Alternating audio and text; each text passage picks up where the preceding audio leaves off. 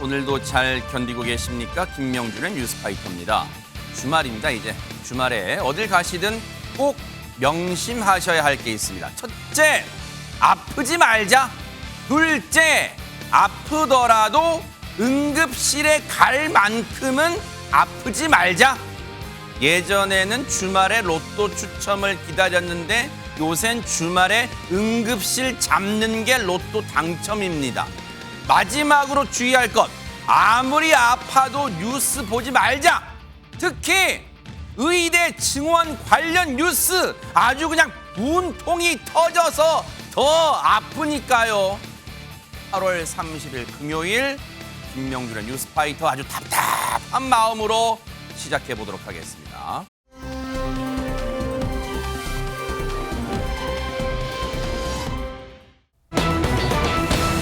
아니 이거 진짜 불안해서 못 살 것 같다 이런 소리 나올 것 같아요. 안진용 기자님. 네, 어제 한낮 서울 서대문군 인근 도로에서 거대한 싱크홀이 발생했습니다. 이로 인해서 2명의 중상자가 발생했다는 소식 전해드렸는데 네. 근데 이 사건이 발생하기 불과 몇 분 전에 전조 증상이 있었다는 것이 뒤늦게 확인이 됐습니다. 그 장면 영상으로 직접 확인해 보시죠. 영상이 있어요, 네네. 자, 도로를 지나는 어? 차들이 덜컹덜컹. 저 뭐예요? 가벼운 차들은 위로 어머! 붕 뜨기도 합니다. 어머머! 방지턱이 있는 것도 아닌데 정말 이상하죠. 그리고 이 영상을 찍고 10여 분 뒤 바로 이 자리를 지나던 SUV 차량이 어머나! 저렇게 쿵 하고 그대로 추락해 버린 겁니다. 어머나. 다시 봐도 정말 충격적인 그러니까요. 지금 장면입니다. 이게 보고도 믿기지가 않아요. 저렇게 싱크홀에 차량이 추락하기 전에 이미 수분 전에 여러분 보셨죠? 지나가는 차량이 덜컹덜컹 한단 말이에요. 저렇게 차량이 덜컹거릴 정도면은 낌새가 이상하다 그런 생각 했을 거 아니에요. 관련해서 이 영상을 찍으신 분, 목격하신 분 얘기 좀 들어보시고 이어가 보도록 하겠습니다. 제가 그 싱크홀을 왔던 길을 1시간 전에 지나갔었거든요. 근데 이제 그때는 이렇게 막 무너질 것 정도의 싱크홀이라는 느낌은 아니었지만 덜컹거리긴 했어요. 그런 도로들이 꽤 많기 때문에 그러려니 하기도 했었는데 길에 1시간 정도 뒤에 돌아오는 길에 보니까 반대편에서 오던 차들이 거의 무슨 튀어 오르듯이 점프하듯이 이렇게 차들이 덜컹덜컹거리는 것 보고 놀랐죠. 제가 그 이동을 할 때에 저희 가족이 같이 타고 있었거든요. 아기가 있었는데 사고 났으면 정말 큰일 났겠다 그런 생각을 하긴 했습니다. 세상에 지금 이 목격하신 분이 이제 구의회 의원이십니다. 그런데 주이삭 의원이신데 지금 이분이 보실 때 당시에 이동할 때 하정근 평론가님 아이랑 차량에 같이 탄 채 이동하고 있을 때 얼마나 진짜 걱정됐을까요? 정말 놀랐겠죠. 그러니까 우리가 어떤 사고가 터진 다음에 촬영한 영상은 많아도 사고가 터지기 전에 촬영한 영상은 별로 없잖아요. 그렇죠. 근데 이번에 방금 보신 영상이 사고가 터지기 전에 모습에 찍힌 건데 이거 그러니까요. 어떻게 된 거냐면 저 주이삭 서대문구 의회 의원이 네. 전날 사고 1시간쯤 전에 저 도로를 지나친 거예요. 아하. 근데 평소보다 더 도로가 뭔가 패였다는 느낌이 들면서 덜컹하더라. 네. 그때 이상하다는 느낌을 받았는데 네. 볼일 보고 나서 1시간쯤 지난 후에 반대 차선으로 돌아오는데 네. 뭔가 내가 덜컹거렸던 그 자리가 더 심해진 것 같더라. 어머나. 그런 느낌이 들어서 그때 촬영을 한 거예요. 아하. 그게 오전 11시 16분 경인데 정석을 딱 촬영을 해서 네. 본인이 그냥 갖고만 있었던 게 아니라 구청에 점검을 요청한 겁니다. 신고를 하셨군요. 그렇습니다. 구청에 저 영상을 보내니까 네. 구의원이 영상을 보내니까 구청에서도 바로 이제 접수가 된 거고 네. 그래서 구의원이 바로 담당 직원이 5분쯤 뒤에 현장으로 가려고 준비를 하고 있던 찰나에 그 많은 싱크홀 사건이 터지고 말았던 겁니다. 어머나 세상에 지금 이런 너무너무 믿기지 않는 황당한 그런 사고가 진짜 후진국형 사고가 일어나는 것 같은데 보세요. 그런데 여러분 더 충격적인 게 있어요. 이 싱크홀 사고가 난 지 24시간도 안 됐는데 또 비슷한 일이 목격이 됐다면서요, 박주희 변호사님. 네, 오늘 아침 8시 40분에 또 도로 치마가 발생한 건데요. 그런데 이제 이게 사고가 난 곳이 어제 발생한 곳에서 100m밖에 안 떨어진 곳입니다. 그러니까 사실 거의 인근에서 이제 발생을 한 건데요. 어머나. 이 치마 규모를 보면요, 약 1.5m 그리고 깊이는 3에서 5cm라고 합니다. 그래서 네. 이 도로 사업소는 이 치마를 발견한 뒤에 바로 2개 차로를 이제 도로로 통제를 했는데요. 네. 앞으로도 이게 어떠한 원인 때문에 그런 것인지 이제 정확한 원인을 파악을 위해서 현장 조사를 하겠다라는 입장입니다. 하하.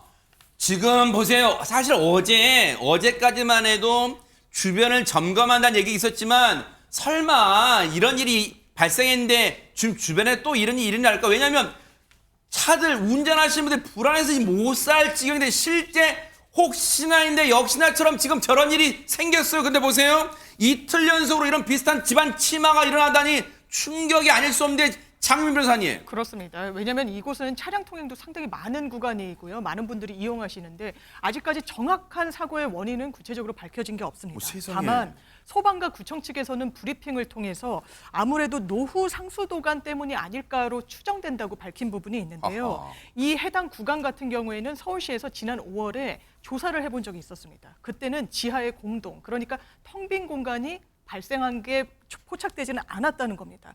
그러니까 사고까지 지금 시점에서 봤을 때 아마 최근에 좀 알 수 없는 이유로 공동 현상이 발생한 것으로는 보이는데 네. 일단 그 원인을 다각적으로 분석하겠다 이렇게 밝혔고요. 일단은 해당 도로를 임시 복구하는 것이 중요하다기보다는 정확한 원인 진단이 필요하기 때문에 일단 도로를 모두 판에서 구체적 원인을 밝히겠다고 좀 덧붙였습니다. 그리고 싱크홀이 발생한 지점 바로 아래쪽에는요. 도시가스관 지나고요. 상수도관이 지나고 있어서 하마터면 정말 대형 사고로 이어질 뻔한 사고였습니다. 왜 안 그럽니까? 진짜 보세요. 어제 저 싱크홀 땅 꺼짐에 이 추락했던 차량에는 어르신 2분이 계셨는데 지금 그 2분 모두 중상이에요, 지금. 그런데 보세요.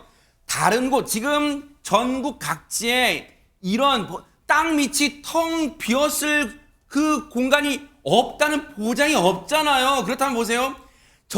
저렇게 SUV 차량이 지나도 그 탔던 탑승자들이 부상, 중상을 당할 정도인데 대중교통, 즉 버스 등이 만약에 저렇게 사고를 당하면 대형 참사가 빚어질 가능성도 있어요. 반드시 지금이라도 철저하게 대책을 마련해서 시민들 불안을 잠재워 주시기를 정말 진심으로 기대해 보도록 하겠습니다.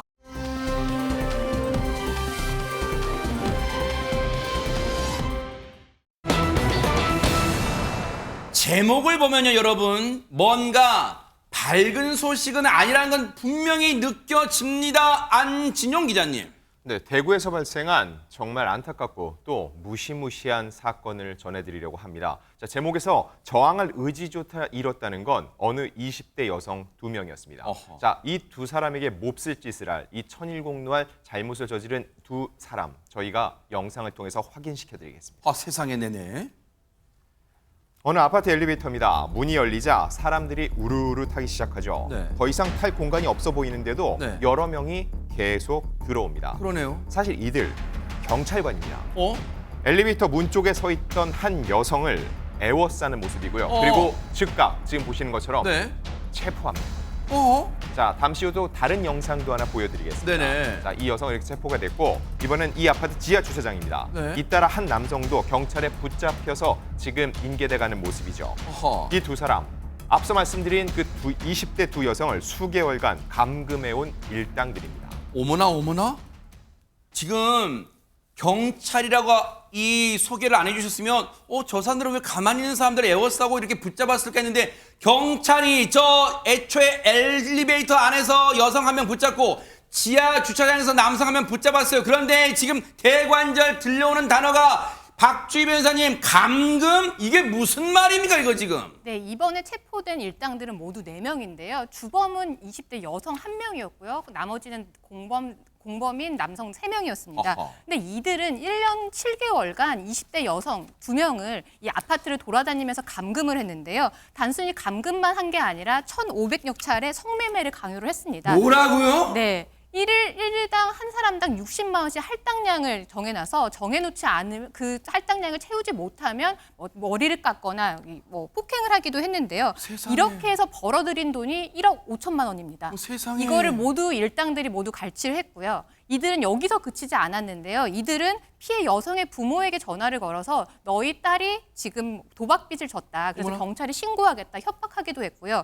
이 피해자가 지금 다쳐서 치료비가 필요하다고 해서 9,600만 원 정도를 갈취하기도 했습니다. 어머나 어머나 어머나. 지금 이것들이 인간들입니까? 이것들이 사람들이에요? 사람을 감금한 것도 모자라서 하재근 평론가님, 세상에 하루 정말 송구해요, 여러분. 하루 목표치를 정해놓고 60만 원이라는 목표치를 정해놓고 성매매를 시키고 그리고 그 가족들한테 전화해서 돈을 뜯어내고 이거 이 사람들이에요, 이게 진짜 하재근 평론가님. 네, 정말 반인륜적인 정말 질이 안 좋은 그런 범행을 저질렀다고 하는 것인데 이 주범 20대 여성이 그 식당에서 함께 일하던 피해 여성들한테 접근했다고 합니다. 그러면서 우리 힘든 사람들끼리 서로 도우며 살자. 이런 식으로 이제 접근을 했다는 거예요. 처음엔 달콤한 말로 그렇습니다. 접근했군요. 함께 도우며 살자. 막 세상에. 이러면서 집안일을 해주면 200만 원을 주겠다. 이렇게 얘기를 했다는 겁니다. 하하. 그래서 아파트에 함께 살게 됐는데 그때부터 가스라이팅 등으로 심리 지배를 했다는 겁니다. 어머나. 그렇게 상대방을 통제하면서 일일 할당 금액 수십만 원 이거를 딱 정해놓고 이거를 채우기 위해서 성매매를 해야 된다라고 해서 하루 평균 3회에서 6회가량 계속해서 이른바 그 조건 만남이라고 하는 어머나. 성매매를 강요했다는 겁니다. 얼마나 지옥 같은 삶이었을까요, 세상에. 그렇습니다. 성매매를 하지 않을 때는 쉰 게 아니라 그 시간 동안에는 또 빨래, 청소, 집안일을 어머나. 하면서 거의 노예 같은 생활을 해야 됐었고 그 다음에 하루 일당을 다 채우지 못하면 그때 그냥 넘어가는 것이 아니라 가위바위보를 시켜서 그 피해자들끼리 얼굴 폭행을 시키고 어머나. 삭발하고 잠을 재우지 않는 등 그 괴롭힘을 했다고 합니다. 어머나 세상에. 그런데 안진용 기자님, 사실 이 얘기를 들으시는 시청자분들 중에는 아니 이게 어디 저 이 숲속의 외딴 시설에 감금된 무슨 어떤 시설에 저 지하의 감금 시설에 있는 그런 게 아니라 일반 우리 주변의 아파트에 어떻게 감금한 게 있을 수 있지? 그리고 저 사람들이 이걸 늦게라도 알아차린다면 도망칠 수 있었는데 왜 못 도망쳤을까? 그런 생각도 하실 것 같아요. 일단 이들은 이 피해자들이 경제적 여유가 없다는 것을 집요하게 물고 늘어졌습니다. 세상에. 그래서 주범과 이 주거지와 이 숙식을 제공하면서 확실한 갑을 관계를 형성했다는 거죠. 근데 단순한 심리 지배로만 볼 수 없는 게 그 뒤에 더욱더 악독한 행동을 합니다. 예를 들어 피해자 중 한 명을 일당 중 한 명이 남성과 강제로 결혼을 시킵니다. 어머나, 어머나. 그 이유가 왜였냐? 신혼부부 대출 1억 원을 받기 위해서였고요. 그리고 이 1억 원을 상납하게 하고 또 다른 피해자는 어린 딸이 볼모로 잡힌 깔닥에 도망가지 못했던 겁니다. 어머나. 자, 그리고 이들 저항을 하지 않았던 건 아닙니다.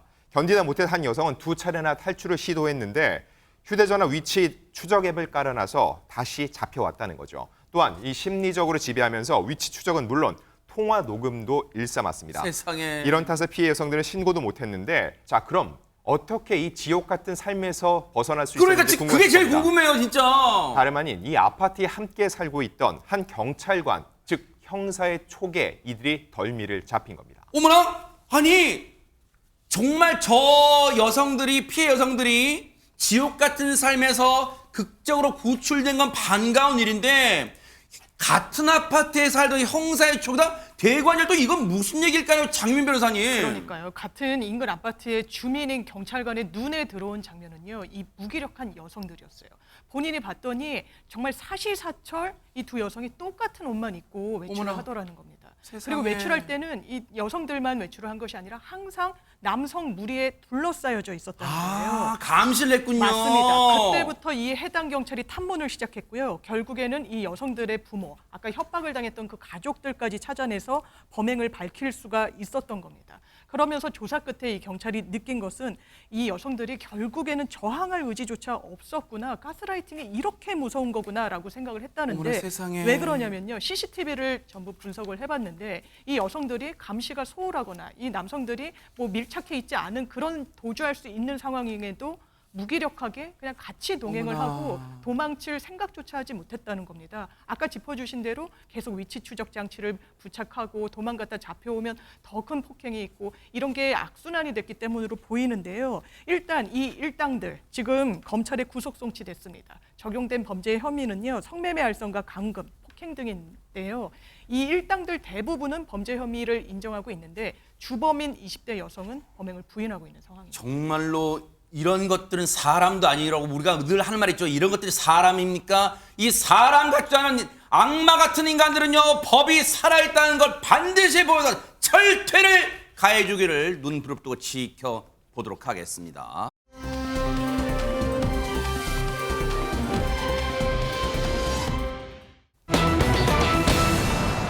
자, 분위기 바꿔볼게요.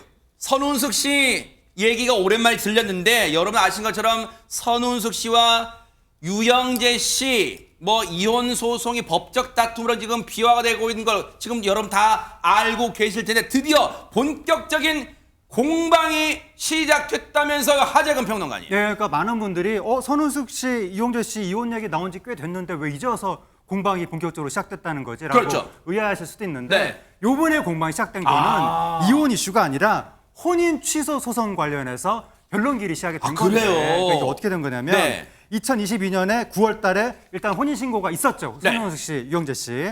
그리고 그 지난 4월 3일에 1년 6개월 만에 이혼을 하게 됐는데 많은 분들 충격받았어요. 네. 그때 이혼 논란이 있었는데 네. 4월 5일 날 국면이 전환됐죠. 그때 뭐가 나왔냐면 네. 유영재 씨가 사실혼 관계를 숨기고 결혼했다라는 보도가 나오게 된 겁니다. 아하. 그러니까 선운숙 씨가 나는 그 사실혼 관계 몰랐는데 그러면서 그때부터 이혼이 문제가 아니라 이 혼인 자체를 취소해야 된다 이러고 판이 바뀐 거예요. 네. 그래서 4월 22일에 선운숙 씨가 혼인 취소 소송을 제기했는데 네. 그 변론 기일이 어제 처음으로 열렸던 것이고 아하. 어제 이제 입장이 딱 맞부딪혔는데 선운숙 씨 측에서는 사실혼 관계 맞았다라고 주장을 했습니다. 네. 유영재 씨 측에서는 사실혼 아니었다라고 네. 부인하면서 일단 15분 만에 변론 기일은 끝이 났습니다. 야, 선운숙 씨 입장에서는 사실은 청천벽력 같잖아요. 자기가 말고도 유영재라는 사람한테 사실혼에 해당하는 다른 여성이 이미 있었다는 거예요. 근데 이 사실혼에 대해서 그 여성에 대해서 선운숙 씨와 유영재 씨가 서로 상반된 주장을 하고 있다는 거예요. 얘기 들어보시고 이어가 보도록 하겠습니다. 사실혼 관계. 저도 사실 기사를 보고 알았어요. 너무 충격적이었고요. 저는 2번의 이혼 후에 긴 시간 동안 이성을 만나지 않았다고 말하지 않겠습니다. 하지만 동거한 사실이나 사실혼이나 양다리나 그것은 전혀 근거 없는 얘기입니다. 또한 선운숙 씨와 결혼하면서 저는 부끄러운 일을 한 적이 없습니다. 제가 만났던 이성과의 만남이 성사되지 않았고 저는 그 만남을 깨끗이 정리한 후에 선운숙 씨와의 결혼을 진행했습니다. 자, 보세요. 이런 상황에서 보세요. 변론 기일 때 선운숙 씨 측에서 주장을 뭔가 안지용 기자님, 선운숙 씨가 이런 주장을 하려면 자신의 주장을 뒷받칠 만한 어떤 내용이 좀 추가적으로 따라와야 되는 거 아니에요? 네, 이 혼인 취소 소송, 이게 결국은 사생활의 영역이기 때문에 양쪽의 주장과 주장이 맞부딪히면은 어느 한쪽에 손을 들어주기 힘듭니다. 결국 증인과 증거 싸움이라고 할 수 있는데 이때 선운숙 측에서 지금 확인을 할 수 있는 증거와 증인이 있다고 얘기를 하고 있다는 거예요? 거죠. 네, 맞습니다. 이 담당 변호인의 말에 따르면은 유영재 씨가 사실혼 대상을 와이프, 즉 아내라고 소개한 증거 증언을 확보했다. 그리고 문자 메시지 등도 있다고 했고요. 또한 이 선운숙 씨와 유영재 씨의 지인을 핵심 증인으로 신청을 했다는 거죠. 즉, 이 증인이 진위 여부를 가려줄 거라는 주장입니다. 야, 일단 보세요. 일단 선운숙 측의 일단 주장입니다. 요거 다시 한번 읽고 갈게요. 핵심 증인을 일단 확보를 한 것 같아요. 이 문맥을 보면요. 그래서 그 핵심 증인에 따르면 유영재라는 사람이 사실혼 그 사실혼 여성을 주변에 내 와이프입니다 라고 소개하고 그 여성과 세상에 부부 동반 모임까지 했다는 게 그 핵심 증인의 얘기예요. 그러면서 이게 말만 있는 게 아니에요. 그럼 보통 부부 동반 모임을 하게 되면 약속 장소 등을 이 문자로 보냈을 거 아니에요. 그 문자 등도 가지고 있다 이런 얘기를 하고 있어요. 선운석 씨의 변론 이 변호인 법률 대리인 얘기 들어보시고 이어가 보도록 하겠습니다. 이혼을 하셨음에도 불구하고 혼인 취소 소송을 제기하신 이유는 성공 가능성 여부를 떠나서 본인에게서 느끼셨던 아픔과 억울함을 조금이나마 해소했으면 좋겠다는 마음으로 시작하게 되었어요. 핵심 증인 한 분을 증인 신문할 예정이고요. 그분은 이제 선우은숙님의 지인이자 유영재 씨의 지인이기도 한데요. 당시에 이제 선우은숙님이 유영재 씨를 만나기 전에 유영재 씨가 만난 여자분을 자신의 와이프라고 소개하고 부부 동반 모임도 하고 문자 메시지 등의 증거를 좀 확보를 했습니다. 우리가 상식적으로요, 박주혜 변호사님, 어떤 모임에 갔는데, 그리고 유영재 씨는 그리고 그 당시에도 잘 알려진, 사회적으로 알려진 인물이니까 그 모임에 참석한 사람들 입장에서는 유영재 씨가, 제 아내입니다, 제 와이프입니다 하면은 그 참석한 사람들이, 그래요? 그거 혼인증명서 내봐요. 그러진 않을 거 아니에요. 사실 상식적으로. 네, 맞습니다. 이게 뭐 법률론까지는 모르겠지만 적어도 사실혼 관계는 있는 거 아니겠느냐 충분히 믿을 만한 상황인데요. 그런데 이제 혼인 취소의 소송에서는 입증이 굉장히 어렵습니다. 그래서 굉장히 이제 상대방이 정말 사실혼 관계, 부부의 이제 이런 생활을 했는지에 대해서 굉장히 엄격하게 증명을 해야 되기 때문에 이런 증인의 진술만으로 과연 재판부가 선우은숙 씨의 주장을 받아들일지 이 부분은 사실은 좀 지켜봐야 될 것 같습니다. 네, 바로 그 대목 같아요, 최준영 변호사님. 자, 지금 선우은숙 측에서는 그걸 증언해줄 수 있는 핵심 증인이라고 이제 표현을 하고 있어요. 근데 지금 박주희 변호사님 말씀이 정말 중요한 걸 짚어주신 게, 근데 그분들도 진술밖에 없잖아요. 예를 들어서 유영재 씨가 당시에 이 사람이 내 아내라고 진짜 했다는 걸 증빙할 수 있는 자료가 있을까? 그게 또 궁금해집니다. 통상 변호사는 소송을 할 때 소장만 내지 않습니다. 갑제 1호증, 갑제 2호증 그게 해서 뭐예요? 물적, 인적 증거를 내죠. 보통 이렇게 유명 인사가 어떤 부부 모임에 왔다고 하면은 보통 사진을 많이 찍지 않습니까? 제가 미뤄 짐작컨대 제가 만약에 선우은숙 씨 변호사다라고 한다고 하면은 아까 얘기하는 건데 핵심 증인을 나중에 증인만 부르는 것이 아니고 미리 사실 확인서를 썼을 가능성이 높습니다. 그래서 미리 사실 확인서를 쓰고 그것을 증거로 내고 그거에 대해서 지금 그 피고 측에서 부인할 경우에는 증인으로 신청하는 과정이 있는데요. 말씀드린 것처럼 인적 증거로서의 어떤 그 증언뿐만 아니고 지금 말씀드렸듯이 지금은 문자 메시지. 네. 근데 아까 더불어서 부부 동반 모임이라고 했지 않습니까? 아하. 부부 동반 모임이 했다고 하면은 그때 참석자 명단, 그때 있었던 사진 이런 부분들을 이미 변호사라고 하면은 이 소장에 첨부된 증제 1호증에 첨부됐을 가능성이 굉장히 높지 않을까. 다만 이게 일반 민사 소송은 다 들어갈 수 있습니다. 뒤에 기자도 들어가서 다 볼 수 있습니다. 그렇지만 가정법원의 이혼 사건은 앞에 사건이 끝날 때까지 문을 딱 닫아버립니다. 그리고 다 끝나고 나면 이제 나오기 때문에 기자들이 안에 못 들어갑니다. 프라이버시 때문에. 네. 그렇기 때문에 뭐 이번 사건 같은 경우에도 변호인을 통해서 얘기하지만 법정 내에서 어떤 일이 있었는지는 아마 그 기자들도 모를 거예요. 그렇기 네. 때문에 아마 앞으로도 양측 변호사들의 말씀에 어떤 근거를 해가지고 이 그 언론 보도가 나오지 않을까 생각을 합니다. 미루어 짐작해서 말씀해 주신 거라고 일단 말씀을 드려요. 왜냐하면 그런 사진이 있다라고 단언하신 건 아니에요. 하지만 네. 그런 게 있을 수 있지 않을까. 그러니까 지금 핵심 증인을 확보했다고 하지 않을까. 만약에 그게 사진이 있다는 전제, 그 가정을 해본다면요. 가정을 해본다면 여러분 보세요. 어떤 부부 동반 모임 가서 여러분 요즘도 이게 수십 년 전에 그 상황이 아니잖아요. 불과 뭐 많아 2, 3년 전에 그 상황이면 요즘은 어떤 거예요? 상황 보면 어느 장소에 가면 우리 이것도 기념인데 사진 찍읍시다 하면 어떻게 찍어요? 마치 증명사진처럼 이렇게 찍지 않잖아요. 다정한 포즈도 찍고 막 이렇게 다정한 이 제스처를 할 거란 말이에요. 일단 그런 사진도 충분히 앞으로 재판 과정, 소송 과정, 법적 공방에서 증거가 될지는 좀 지켜봐야겠지만, 자, 그럼 보세요. 이 대목에서 궁금한 게 장윤미 변호사님, 선우은숙 씨 측은 핵심 증인을 당시 그 여성이 유영재 씨의 사실혼 여성이었다는 걸 증언할 수 있는 핵심 증인을 확보했다고 주장하고 있는데 이에 대해서 유영재 씨 측의 입장은 뭘까요? 사실 무근이라는 겁니다. 아하. 본인은 사실혼과 관련해서 다른 여성과 뭐 동거한 사실도 없고요. 사실혼 관계를 유지한 사실도 없다라는 것이고요. 선원숙 씨와 결혼할 이후에는 부끄러운 일을 전혀 한 적이 없다라고 딱 잘라 이야기를 했습니다. 그리고 만남도 다 정리가 된 이후에 선원숙 씨와 결혼을 진행했기 때문에 이 부분이 혼인 취소 사유에는 해당하지 않는다라는 입장을 견지했는데요. 일단 유영재 씨 측에서는 이런 내용을 담은 서면도 법원에 제출한 것으로 현재 알려지고 있습니다. 아하.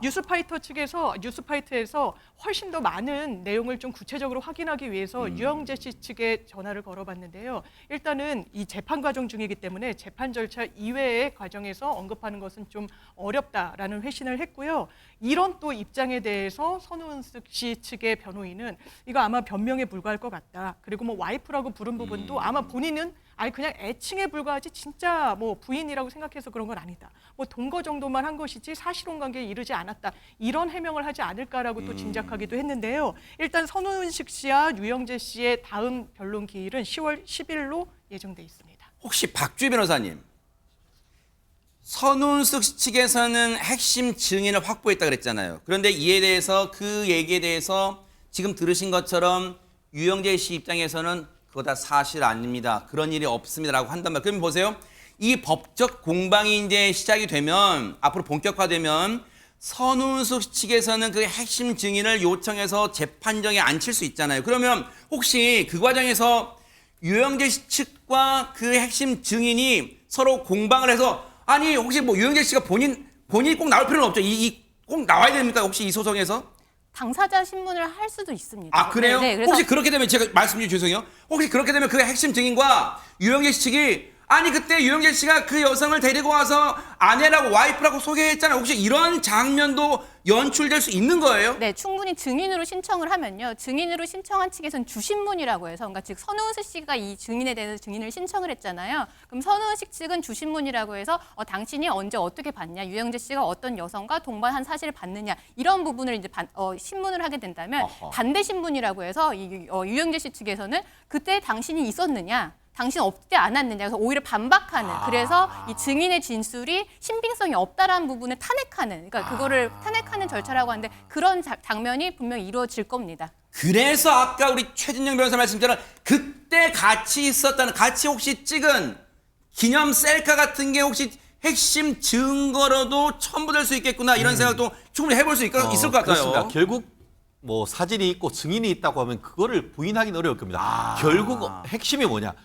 중요한 그게 언제였냐? 이것 아니겠습니까? 그러네요, 네. 사진이 있고 증인이 있다고 하는데 다만 그것이 선우은숙 씨를 만나기 전인 것인지 이후인 것인지 이런 부분으로 해서 공방이 벌어질 가능성이 상당히 시점의 높은 특정도 거죠. 문제가 중요하겠네요. 네, 그렇기 때문에 지금 아까 얘기했던 그 부인이라고 불렀던 점 네. 그리고 또 부부 모임이 있었다라고 할 경우에 그것이 언제였던가 아하. 이 부분으로 해서 나는 그때 이미 만나기 전에 선운식 씨 만나기 전에는 이미 다 깨끗하게 정리했다는 그런 점은 그 사실을 부인하기보다는 그 시점이 벌써 끝나고 난 이후다라는 거를 얘기하려고 하는 것이 아닌가 싶어서 네. 앞으로 이런 부분 그 시점 일시 장소가 어디였던가 이런 부분이 아마 하나의 핵심적인 쟁점이 되지 않을까 싶습니다. 진짜 여기 나오신 변호사 세 분의 얘기만 들어봐도 앞으로 양측의 치열한 법적 공방이 진행될 것 같다 이런 생각 벌써부터 해봅니다. 뉴스파이터는 섣불리 결론 내리지 않고 앞으로의 법적 공방 차분하게 따라붙어 보도록 하겠습니다.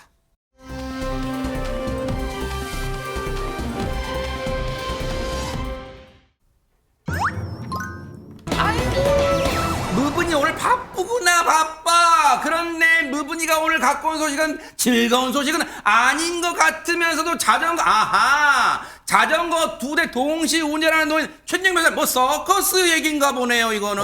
저 아마 김명준 앵커도 기억할 건데요. 묘기대행진. 재밌게 봤죠. 재밌게 봤어요. 그렇습니다. 네. 묘기대행진 같은 모습이 길거리에 벌어졌는데요. 네. 우리 동영상 보고 좀 말씀드리겠습니다. 그럴까요? 네네. 실제로 지난 23일 네. 노원역 서울 노원역 지하철 옆에 지금 저렇게 자전거 보관소가 있지 않습니까? 그렇죠. 한 연세 드신 노인께서 오시더니만 주섬주섬했는데 너무나 자연스럽게 이 자물쇠를 능숙하게 풀었어요. 네. 그런 다음에 본인이 타고 온 자전거는 타고 푼 자전거는 한 손에 들더니만 네. 1인 2역 본인 하나는 타고 하나는 훔친 이 자전거는 유일 뭐 훔쳤는지 어쩐지 풀었는 자전거를 네. 풀고 유유히 사라진 이 모습 정말 옛날에 TV에서나 보던 그런 모습인 것 그러니까 같습니다. 묘기대행진 맞아요. 그때 자전거 외발 자전거 막 그런 것도 있었잖아요. 맞습니다. 네. 예. 근데 지금 저 장면에서의 일단은 눈길 가는 건 안진영 기자님. 저 고난도 기술에 왜 자기 자전거도 보면 옆에 한 대를 더 몰고 가는 일단 고난도 기술입니다. 정말 서커스 단원 같은데 어허. 왜 저렇게 전 자연스럽고 여유로운지 모르겠습니다. 어허. 왜냐면 저 80대 남성 자전거 도둑이었거든요. 뭐라고요? 자, 이 남성 일단 노원구청 관제센터에서 역 주변을 보다가 수상한 모습을 포착을 한 건데 일단 이 남성 노원역 주변으로 나타납니다. 일단 자전거를 타고 왔어요. 그 다음에 한참을 주변에서 서성이다가 저렇게 주차된 자전거에 자물쇠를 능숙하게 풀었습니다. 세상에. 자, 이제 2대가 됐죠. 그러면 한 대는 원래 자기가 몰고 왔던 데로 운전을 하면서 나머지 한 손으로 이 자전거를 잡고 유유히 운전을 해서 갔던 겁니다. 어머. 자, 이런 방식으로 이 노원역 근처에서만 무려 넉 대를 훔쳤습니다. 아니 자전거는 한 대만 있으면 그 두 바퀴로 어디든 가고 싶은 데 가는 그 넉 대를 훔쳐서 뭐 했답니까? 넉 대를 훔쳐서. 팔아 넘기려고 했던 거죠. 왜냐하면 이 남성 노원역 근처에서 훔친 자전거가 4대였는데 이 4대가 끝이었을까요? 아니었습니다. 주거지를 수색해봤더니 집에만 무려 자전거가 15대가 있었다는 거예요. 뭐라고요? 15대. 그래서 이거 왜 이렇게 많이 자전거를 훔쳤냐라고 물었더니요. 이 80대 남성. 내가 헐값에 판매하려고 했다. 이렇게 진술을 했다는 겁니다. 이 남성 당연하지만 긴급 체포됐고요. 아마 15대와 4대, 한 20대 정도만 발각이 됐지만 여죄가 있을 것으로 경찰이 현재 보고 있고 집안에서 찾아진 이 자전거는 현재 주인을 찾아주고 있다고 합니다. 아이고 연세 80대요. 연세 들어서 이건 무슨 이게 추악한 꼴입니까? 법의 처벌 달게 받고 제대로 반성하길 기대해 보도록 하겠습니다.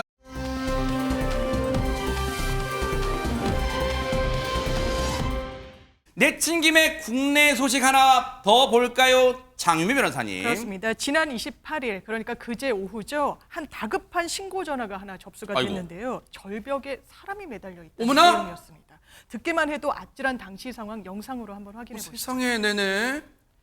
네, 깎아지른 듯한 암벽에 조그맣게 보이는 거 이 뭐예요? 원안에 보이시죠? 뭔데요, 이거 사람들입니다. 어머! 가까이 사람이 주렁주렁 어머머머! 매달려 있는 거예요. 오직 줄 하나에 의지해서 매달려 있는 등산객 2명인데요. 지금 보시는 것처럼 구조대가 이 구조하기 위해서 현장에 출동을 했습니다. 어머 세상에. 헬기를 타고 절벽 정상에 내린 산악 구조대원들이요. 구조자가 있는 위치까지 로프를 이용해서 상당히 위험을 감수하면서 가서 내려갔고요. 고립된 남성 결국에는 2명 모두 무사히 구조가 됐습니다. 아니 박주희 변호사님 진짜 큰일 날 뻔했는데 아니 어쩌다 저분들은 저기에 매달려서 오도 가도 못하는 신세가 된 거예요. 네, 이 고립된 이들은 설악산 비선대 인근 적벽에서 암벽 등반을 하던 등산객이었습니다. 세상에. 이 산악 구조대는 이제 2시간이 넘는 구조 작업 끝에 이 30대 남성 1명, 20대 남성 1명을 이제 무사히 구조했는데요. 네. 다행히 이들의 건강 상태는 양호했습니다. 근데 다만 오랜 시간 줄을 잡고 버티다 보니까 좀 탈진한 상태였다라고 하는데요. 아하. 조사 결과 이들은 이제 절벽 정상에서 로프를 이용해서 내려오던 중에 준비한 로프가 30m 정도가 짧았던 어머나. 거예요. 그러다 보니까 내려오지 못하고 이 3시간가량 버티고 있었는데요. 네. 그런데 이들은 등반 허가를 27일에 받았는데요. 28일에 이 등반을 한 겁니다. 아이고. 오히려 이 입산 허가를 어겨서 과태료 처분을 받았다고 합니다.